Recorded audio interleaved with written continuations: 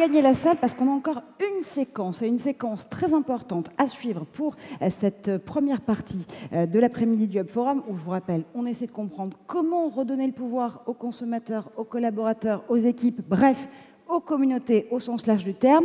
Cette fois-ci, on va essayer de comprendre au cours d'un débat comment faire changer le mindset de l'entreprise avec des questions de promouvoir l'innovation, de faire la différence. Comment est-ce qu'on fait tout ça? Perle Bagot nous rejoint tout de suite pour en parler avec Charles Chantala pour Indeed, Bertrand Ostry pour Danone, Thierry Sonnelier pour Jardiland et Frédéric Verdavan pour Nexity. Merci encore, messieurs.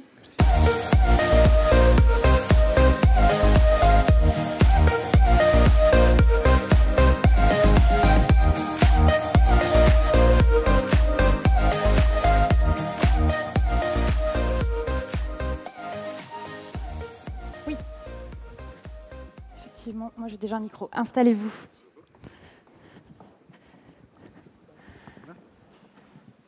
Super. Alors on l'a vu pendant ces 2 jours, un jour et demi, il nous reste encore quelques heures à partager ensemble. Changer l'état d'esprit et le mindset de l'entreprise et des collaborateurs est tout un programme. C'est ce qu'on va essayer en tout cas de partager aujourd'hui ensemble, essayer de comprendre comment chacun dans vos organisations vous essayez au quotidien de changer cette culture. Alors Thierry, on va commencer par vous. Vous avez été CEO et CEO de belles entreprises françaises, telles que Habitat, Sephora et dernièrement Jardiland, avec comme mission de restructurer et de repositionner des entreprises, effectivement, qui en avaient besoin. Est-ce qu'il y a une vision commune à l'ensemble de ces expériences? Je crois que le point commun des entreprises qui ont vécu un traumatisme, c'est d'une part la perte de sens, d'autre part la perte de confiance. Et au-delà de toutes les techniques qu'on peut avoir pour redresser, ramener l'entreprise dans le profit et la rentabilité, le fondement de l'entreprise, c'est l'être humain, c'est l'équipe humaine, et il faut rétablir cette confiance. Et il faut surtout rétablir ce sens. Lorsque l'entreprise a vécu un traumatisme, la première mission qui nous est demandée, c'est d'avoir une vision. Et cette vision, on ne pouvait pas la parachuter aujourd'hui. Dans le temps, on pouvait dire le patron est omniscient, omnipotent, il a une puissance réelle. Aujourd'hui, il doit co-construire. Et cette co-construction, elle se fait avec un regard complètement différent des collaborateurs. Nos collaborateurs sont des consommateurs. On sait que les consommateurs aujourd'hui recherchent les meaningful brands. Ils cherchent des entreprises, des marques de sens. Il n'y a aucune raison qu'un consommateur, dans son habit de collaborateur, change son mode de pensée. Et donc, à l'intérieur de l'entreprise, il va devoir venir chercher, trouver ce nouveau regard de confiance, ce nouveau sens.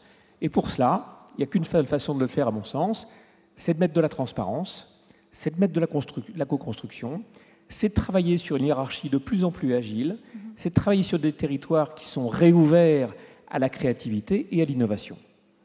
Alors, Charles, justement, la quête de sens, la responsabilisation, l'autonomie, ce sont vraiment des enjeux que les entreprises doivent adresser aujourd'hui. Quelle est votre vision chez Indeed, justement, en tant qu'acteur de la recherche d'emploi? On rejoint bien sûr plusieurs points qu'ont évoqué Thierry. Je vais peut-être les attaquer plutôt sous l'angle de la recherche d'emploi, puisque c'est notre spécialité. Et c'est vrai que si on observe les 200 millions de personnes qui utilisent Indeed tous les mois, ou alors même des études qualitatives sur le pourquoi de ce comportement, les 2 grands traits qui ressortent récemment, c'est la quête de sens dont on vient de parler, et l'autonomie ressort quasiment tout le temps. Le sens, c'est pas si surprenant, on pouvait le voir venir depuis quelques décennies, hein. La bonne vieille pyramide de Maslow nous le faisait deviner, qu'on allait avoir des candidats qui recherchent bien plus que de quoi se nourrir. Donc on a 29% d'entre eux, par exemple, qui disent être à la recherche d'un job plus challenging et plus intéressant. Ça, c'est pour la partie individuelle et très personnelle. Mais on a surtout 46% d'entre eux qui mettent parmi les critères essentiels pour leur prochain job la motivation intrinsèque de l'employeur, c'est-à-dire finalement la mission de l'entreprise, quelque chose dont ils puissent être fiers. Alors bon, toutes les boîtes ne peuvent pas changer le monde, même si dans mon secteur on essaye de tous l'affirmer. Des choses simples peuvent permettre malgré tout de remettre ce sens au centre. Le simple fait de produire un service de qualité au plus grand nombre, d'offrir une expérience client exceptionnelle, ce sont des choses que les collaborateurs souhaitent mettre en avant. Et alors je désamorce tout de suite un cliché qu'on entend très souvent, dont on avait parlé un petit peu avant de se rencontrer, qui est l'aspect générationnel. Il y a une étude super intéressante qui est parue pas plus tard que la semaine dernière, c'est une étude d'Opinionway, sur cette question du sens, et les 3 grandes tartes à la crème qui sont les jeunes sont moins engagés dans leur travail. Alors il s'avère que finalement ils sont 68% d'entre eux à y accorder de la valeur, contre seulement 59% chez les 50-59 ans. Ensuite, les jeunes veulent du sens, oui c'est vrai, mais exactement dans les mêmes proportions que toutes les autres tranches d'âge. Et les jeunes souhaitent davantage d'autonomie, et là encore, il n'y avait aucune distinction selon les tranches d'âge. Donc c'est quelque chose qui est lié à cette époque, mais qui n'est pas lié à la génération au sein de cette époque. Et pour finir, juste sur la question de l'autonomie, je pense qu'on est tous d'accord pour dire qu'il y a des modes d'organisation nouveaux qui sont possibles. On a une rupture, disons, entre le temps et l'espace. Moi, j'aime bien le résumer en disant le travail, c'est plus un endroit où je me rends, c'est une activité que j'exerce. Et on a tous envie de l'exercer de manière assez libre et avec de la souplesse. Mais je vois bien que les réticences au sein des organisations, elles sont beaucoup liées à une incompréhension. Disons, on mélange le fait de redonner de l'autonomie avec la disparition de l'autorité ou de la hiérarchie. Je l'ai observé encore dans un livre qui s'appelle La comédie inhumaine, qui est sorti il y a quelques semaines, où on fait vite ce raccourci, alors que ce qui est en jeu finalement, c'est simplement de donner plus de souplesse. Je prends un exemple, chez Indeed, on a mis en place une politique un peu innovante qui est les congés payés illimités. Donc c'est a priori de la souplesse. Ça ne veut pas dire qu'il n'y a pas de cadre, bien sûr, mais finalement ce qui est essentiel, c'est que derrière ces éléments-là, que ce soit le syndrome du baby-foot aussi, qui sont un peu peuvent être des effets d'annonce, qu'il y ait une véritable authenticité, une sincérité dans les intentions des dirigeants quand ils mettent ça en place. Ça, les collaborateurs le sentent, et ça fait l'effet inverse si on vous dit congé payé illimité, mais tu as tellement de boulot que tu les prendras jamais. C'est là-dessus, je pense qu'il faut s'attarder. C'est pas sur le baby-foot, c'est est-ce qu'on a vraiment le droit de s'en servir. C'est ça que recherchent finalement les collaborateurs beaucoup aujourd'hui.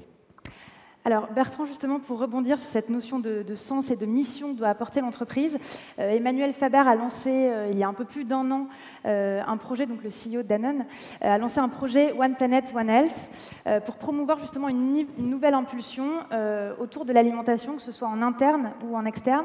Et je vous propose d'ailleurs de voir une courte vidéo pour comprendre un petit peu justement la culture qui est en train de se mettre en place. Je sais pour la fonte des glaces. Pour la déforestation. Pour la surpêche et le changement climatique. Je sais pour les 5 fruits et légumes par jour. Je sais que le lait maternel, c'est mieux. Et qu'une petite fraise en décembre, c'est une grosse empreinte carbone. Je peux pas faire comme si je savais pas. Nous sommes la première génération qui sait. La première génération qui a tous les faits. Ce n'est pas simple. Mais nous n'avons qu'une vie. Qu'une planète. Qu'une santé. Danone. One Planet, One Health. Grâce à vous, Danone et ses marques reverseront 5 400 000 € à des projets d'agriculture plus respectueuse de la planète et de la santé. Alors, le spot est très sympa, très inspirationnel. Qu'est-ce que concrètement ça veut dire en termes de mise en place de projets ? Merci.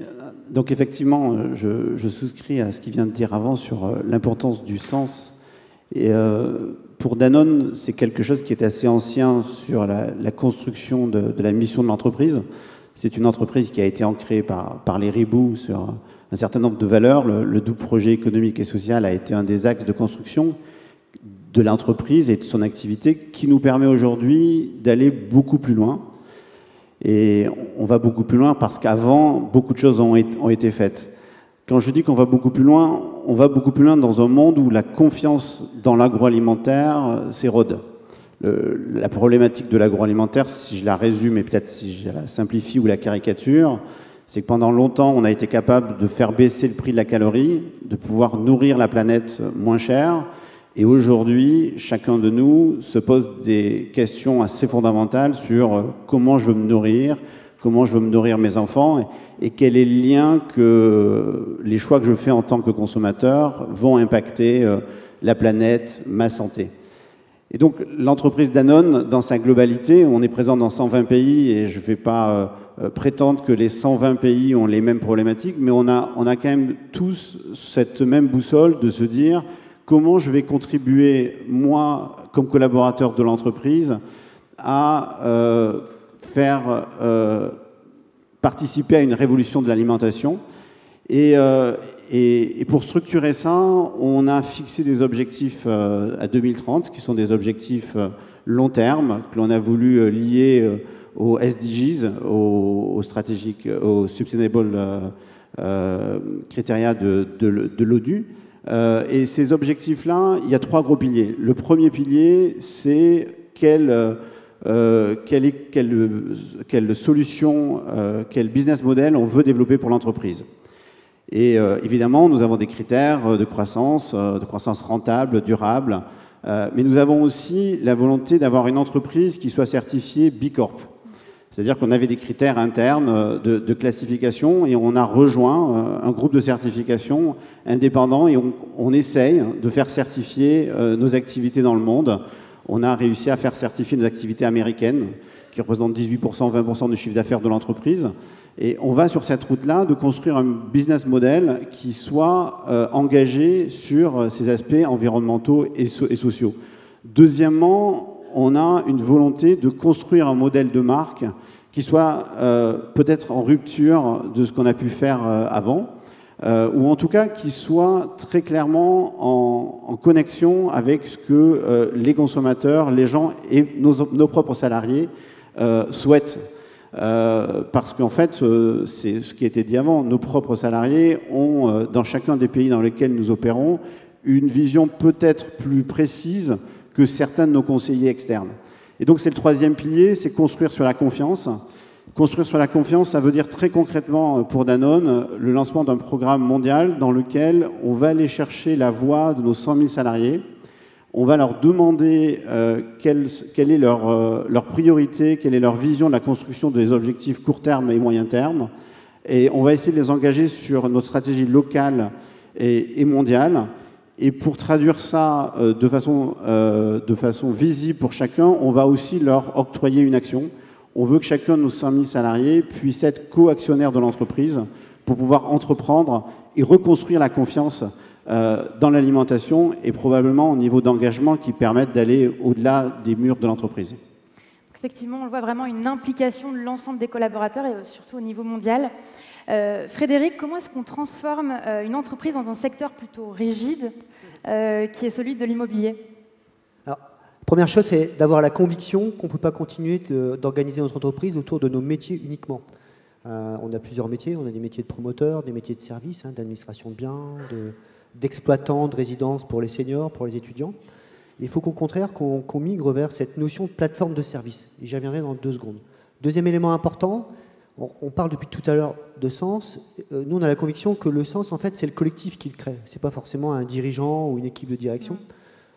C'est en fait le corps social constitué des collaborateurs qui doit travailler sur cette notion de sens. Et le nôtre, c'est d'être utile socialement. Alors vous allez me dire, ça c'est une tarte à la crème classique pour les entreprises, sauf que nous, on a un métier, somme toute rigide, mais on construit des villes, on est au cœur de la vie des gens au quotidien, donc on a un métier quelque part au travers duquel on a une vraie responsabilité. Lorsqu'on dessine et qu'on fait une ville, c'est pour longtemps. Donc ça, c'est essentiel. Donc la notion de conviction et la notion de sens. Ensuite, si je reviens sur cette notion de plateforme de service, la plateforme de service, ça demande plusieurs choses. Tout d'abord, d'être capable d'écouter les consommateurs, d'écouter nos clients, et de le faire avec une certaine humilité, même si on peut parfois avoir l'arrogance d'un leader qui dit, voilà, ça fait des années que je fais ce métier, je suis numéro 1, au fond, pourquoi dois-je me remettre en cause? Tout simplement parce qu'on a tous compris que maintenant, c'était le client qui, au fond, était le directeur marketing des entreprises, puisque c'est lui qui fait la pluie et le beau temps. Alors, un autre élément qui est essentiel, c'est de se dire, on ne peut pas réussir ça si on n'aligne pas 2 choses.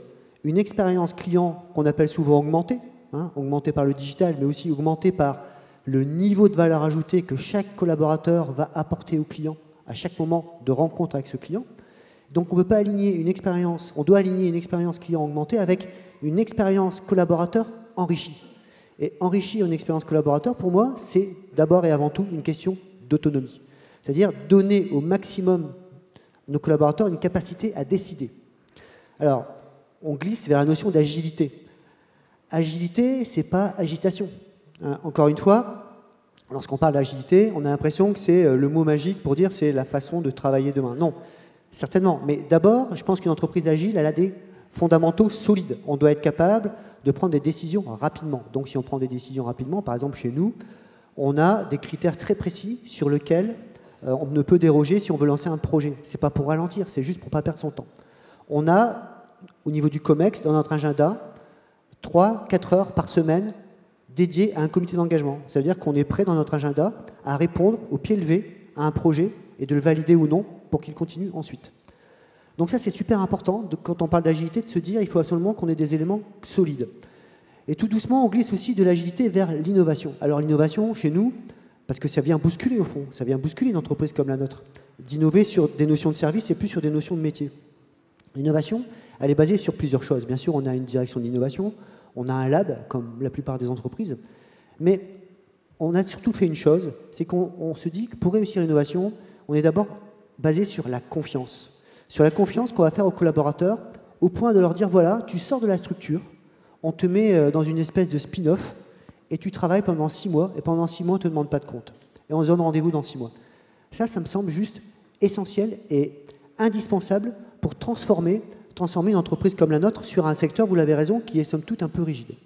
Alors c'est intéressant parce que ce soit chez vous ou chez Danone par exemple, le collaborateur vient vraiment au centre de la stratégie de l'entreprise et contribue finalement aux choix qui sont faits par les managers. Finalement Thierry, par rapport encore une fois à ces différentes expériences, comment évolue le rôle de ce manager? Est-ce qu'il n'est pas un peu challengé? Est-ce que sa position est différente dans l'entreprise? Alors, je crois qu'il y a une chose qu'on a tous dit de façon un peu dispersée et cachée, c'est qu'entre le langage interne qui existe dans l'entreprise et le langage qu'on adresse aux consommateurs, il ne peut plus y avoir d'écart. C'est-à-dire que ce langage de vérité qu'on doit avoir pour nos consommateurs, pour nos clients, pour celui qui utilise les services ou les produits que nous vendons, et ce que nous faisons à l'intérieur de l'entreprise pour construire la création, pour co-construire cette création de richesse, on ne peut plus dire et ne pas faire, ou faire et ne pas dire, ou dire des choses que l'on ne fait pas, ou mentir, tout simplement. Et je pense que ça, c'est un élément fondamental qu'on doit prendre en compte dans la construction de la hiérarchie. Je ne crois pas qu'une entreprise puisse vivre sans hiérarchie. Et de la même façon, je ne crois pas que l'agilité se mette en place sans avoir une véritable organisation. Je pense que pour être agile, il faut être très organisé. On plaide souvent pour une agilité parfois un peu dispersée. Ça peut être vrai dans une start-up avec peu de collaborateurs, ça devient extrêmement complexe. Au regard d'une entreprise comme Danone, moi j'ai plutôt un homme de mid-cap ou de TI, Nexity c'est encore plus gros, et ainsi de suite. Et Indeed va le vivre différemment. Et donc je pense que ce regard-là, le regard de la hiérarchie, il est adapté à chacune des tailles de l'entreprise. Il y a une chose qui est certaine, c'est qu'il ne peut plus y avoir dans la hiérarchie ce que j'appelle le manager ballon de baudruche, très visible, creux à l'intérieur. Celui-là, il va disparaître. Et il doit disparaître, parce qu'il est le premier frein à la vérité de l'entreprise, il est le premier frein à la vérité du sens qu'on veut donner à l'entreprise, il est aussi le premier frein, je dirais, à la confiance qu'on est en train de construire dans l'entreprise. Alors, la hiérarchie, dans une taille d'entreprise comme celle que j'ai managée, on a plutôt tendance à avoir une hiérarchie extrêmement courte, très proche des collaborateurs, et pour ma part, dans le style managérial que j'ai, c'est avec une vraie capacité qu'on a pour le patron que je suis, d'aller parler directement avec les collaborateurs, sans pour autant faire tout ça salamalek, parce que j'ai passé un échelon hiérarchique, 2 échelons hiérarchiques, 3 échelons hiérarchiques. C'est pas une... Comment dire? C'est pas un moment où vous êtes en train de rompre la logique de l'entreprise. Au contraire, vous êtes en train d'aller chercher de l'information, et vous êtes là pour remonter cette information avec le moins de filtres possible. Ça ne veut pas dire que vous mettez en cause la hiérarchie de l'entreprise. Ça veut dire que vous la faites vivre d'une façon différente. Et donc, chacun des managers de l'entreprise doit vivre de cette façon-là. C'est-à-dire, certainement en respectant le cadre hiérarchique qu'il a construit, et en respectant tous les cadres qui sont là, mais en ayant aussi cette liberté d'aller au plus proche pour pouvoir discuter, parce que bien souvent, sur le terrain, on sait parfois ce qu'il faut faire bien avant la hiérarchie. Et que d'écouter, alors ça paraît un peu facile à dire, mais de temps en temps écouter quelqu'un qui est dans un magasin ou qui est en train de construire un bâtiment ou quelque chose comme ça vous donne un sens à ce que vous devez faire, et en tout cas ça vient renforcer la position de l'entreprise pour le compte du client qui est au final là. Alors dans des entreprises qui sont grosses, on structure, on organise, on crée des plans, on fait un certain nombre de choses comme ça. Dans des entreprises qui sont plus petites, on fait exactement la même chose, sauf que c'est raccourci en termes de hiérarchie. La hiérarchie pour moi, elle est moins pyramidale qu'elle est en forme de cercle. Aujourd'hui, on prend des décisions en collectivité. Et on ne prend pas forcément des décisions uniques, unipersonnelles, qu'on applique d'une façon calquée sur l'entreprise. Parfois, il faut savoir faire marche arrière, parce que parfois, on a pris des décisions et on les a poussées, et ce ne sont pas les bonnes. Et l'agilité, à ce moment-là, c'est justement de faire marche arrière et de dire, avec beaucoup de sincérité, j'ai fait une erreur. Et de redonner le sens aux collaborateurs qui mettent en exergue que vous avez pu prendre ou faire une erreur d'orientation, et de lui reconnaître la valeur de l'observation et d'avoir permis à l'entreprise de corriger son axe. Charles, vous voyez acquiescer à ce que disait Thierry. C'est quelque chose aussi qui est marquant sur le marché du travail, sur la redéfinition des fiches de poste, ou est-ce que c'est des notions qu'on retrouve en tout cas dans les fiches de poste, dans les fonctions qu'on demande aux managers? Oui, tout à fait. Je pense qu'on est parfaitement aligné, disons, sur la vision du manager et surtout des challenges qui vont se présenter à lui dans les prochaines années. On est tous à peu près d'accord pour dire que l'entreprise libérée, parce que libérante, on a une bonne idée maintenant de ce que c'est, puisqu'on l'étudie finalement depuis 25 ans. C'est plus de la théorie maintenant, c'est de la pratique. On est tous d'accord pour dire qu'il y a cette notion de confiance et de libération des collaborateurs qui doit être mise en place. Mais qu'au final, ce n'est pas du tout la disparition, encore une fois, de cette hiérarchie. Ce dont on est en train de parler, ce n'est pas de l'holacratie qui, là, pour le coup, a stagné depuis 10 ou 15 ans. C'est resté très marginal, les cas de figure vraiment de hiérarchie quasi inexistante, et la plupart se sont mal finis. Donc j'ai en tête Zappos, je crois qu'il continue dans cette voie, mais au prix de libérer 17% de ses collaborateurs il y a 2 ans, je crois, donc c'est vraiment très particulier. Ce dont on est en train de parler, en réalité, c'est juste, pour faire de la psychologie de comptoir, c'est la fin de l'archétype parent-enfant au sein de l'entreprise. Ça ne remet pas du tout en cause le rôle central du manager. Et je dis central à dessein, le manager n'est plus au-dessus, effectivement, il est plutôt au milieu d'un cercle. C'est un relais d'infos, il se nourrit de tout ce qui se passe autour de lui. Donc le gros enjeu, c'est que selon moi, ça fait de ce rôle qui est toujours aussi important, voire plus, si je reprends l'exemple des congés payés illimités, finalement, puisqu'il n'y a plus de règles, ça fait reposer sur les épaules du manager direct la décision de savoir si oui ou non c'est une bonne idée d'accorder cette 8e semaine de congé à tel collaborateur. En l'absence de règles strictes, les décisions doivent être prises au cas par cas et au plus près du terrain. Donc plus de stress et finalement moins de pouvoir, puisque pour reprendre ton mot Thierry, il n'est plus le dépositaire de la puissance patronale en quelque sorte. Il va devoir obtenir ce respect en quelque sorte naturellement, mais en tout cas c'est plus une notion de puissance qui descend du haut. Donc gros challenge, à mon avis, il y a quelques manières dont nous on le résout, c'est déjà des équipes relativement petites, un manager ne peut jamais avoir plus de 10 personnes en gestion, une grosse proximité, et puis surtout sur les profils recherchés, ça veut dire évidemment mettre l'accent sur les aspects humains, donc l'empathie bien sûr devient essentielle. Fini un peu les attributs anciens du dirigeant, la gloire personnelle, le pouvoir et l'argent. Et pour revenir à ce que je disais, finalement, ça explique un petit peu pourquoi les réticences à ces changements d'organisation ne sont pas forcément liées à l'âge des personnes, mais plus à leur rôle. Ces réticences viennent beaucoup des managers actuels, qui sentent qu'au-delà du changement de leur quotidien, c'est leur statut qui est en quelque sorte attaqué. Et je pense qu'on va devoir passer beaucoup de temps à accompagner nos managers et à les reformer aussi pour s'adapter à cette nouvelle organisation. Alors justement, Frédéric, vous avez mis en place un sparring committee. Est-ce que c'est un shadow cabinet de plus ou...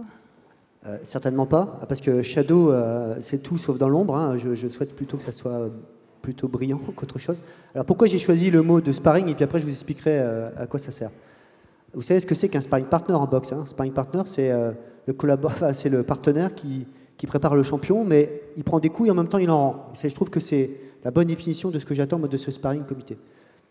En fait, il s'avère que dans mon périmètre de responsabilité, il y a plusieurs sociétés, avec à la tête de chacune des sociétés des patrons qui sont pour la plupart des mandataires sociaux. Donc c'est peut-être une nuance, mais ça veut juste dire qu'ils sont légalement responsables de la société et ils sont réellement patrons de leur société. Et quand je regarde mon comité de direction, je me dis, tiens, ils ont tous à peu près le même profil, la même histoire, parce qu'on a des métiers qui sont quand même un peu ataviques. Hein. En plus, ils sont tous à peu près de la même génération. Et j'ai quand même une problématique autour de l'innovation, du marketing, du digital. Et dans mon comité de direction, j'ai personne qui a 25 ans ou 30 ans. Donc comment dois-je faire? Et en même temps, je me dis, si je prends une personne pour venir compléter cette équipe, je n'aurai pas non plus la représentativité de l'ensemble de mes sociétés. Donc mon idée a été de dire, je vais faire un comité qui va être mon 11e homme de mon comité de direction, qui est constitué au fond de jeunes entre 25 et 35 ans, qui sont issus de chacune des sociétés du périmètre que je dirige et qui ont un rôle très concret. Ils ne sont pas simplement là parce que ça fait beau et parce que c'est branché d'avoir une équipe de cette nature-là. Ils ont un rôle très concret Très simplement, un exemple qu'on a décidé hier avec le sparring comité, je suis en train de restructurer ou de réorganiser une grosse partie de l'activité, tout simplement parce qu'on se rend compte qu'on a trop de niveaux hiérarchiques dans cette activité, que c'est trop compliqué, qu'on n'est pas assez agile, pas assez rapide, et qu'au fond, on ne répond pas assez bien aux clients et pas assez vite. Donc, on va réduire les niveaux hiérarchiques, on va simplifier l'organisation, peu importe. Là, le rôle du sparring comité, c'est très simple. C'est d'aller sur le terrain, d'accompagner, notamment le management de proximité, parce qu'on en a beaucoup parlé. Mais moi, je pense que le job le plus dur dans les organisations d'aujourd'hui, c'est ça, c'est manager de proximité. Parce qu'au fond, il y a au-dessus, ça pousse, et en dessous, ça pousse. Donc, au fond, il est pris entre les deux lames, voilà, et du coup, à un moment, il peut exploser. Donc, l'idée là du sparring comité, c'est d'être sur ce terrain. Au fond, eux, ils sont hors de la mêlée, ils ne sont pas hiérarchiques, ils ne sont rien. Ils n'ont rien en termes d'enjeu sur l'organisation. Donc, ils l'accompagnent. C'est vraiment ça. Donc, moi, je considère que cette approche-là est notre façon de gouverner. C'est une façon qui vient un petit peu transpercer les façons classiques, mais qui vient aussi bousculer ce comité de direction qui, au fond, dit bah, moi, je suis directeur, PDG, je connais mon job, ça fait 20 ans que je le fais, vous n'allez pas m'expliquer comment on fait. Bah si, on ne va pas t'expliquer comment tu dois faire, mais on va t'expliquer comment tu dois te transformer. Et ces aimants et ces collaborateurs-là sont des agents de transformation, quelque part. Et en tant que membre du sparring comité du timer sur cette scène, je vous remercie évidemment tous les quatre pour ces interventions et pour ces informations et ces retours d'expérience avec nous. Merci infiniment. Je vous propose de regagner la salle parce que on arrive déjà à la pause, d'ailleurs, tout au cours de cet après-midi, une pause workshop. Vous le savez, plusieurs ateliers qui vous sont proposés au niveau des workshops. Ça se passe dans un instant. Nous, on se retrouve sur cette scène à 16h20, très précise, pour les 3 derniers grands moments de ce Hub Forum. Ne les ratez pas, notamment celui d'ouverture. Je ne vous en dis pas plus. À tout à l'heure.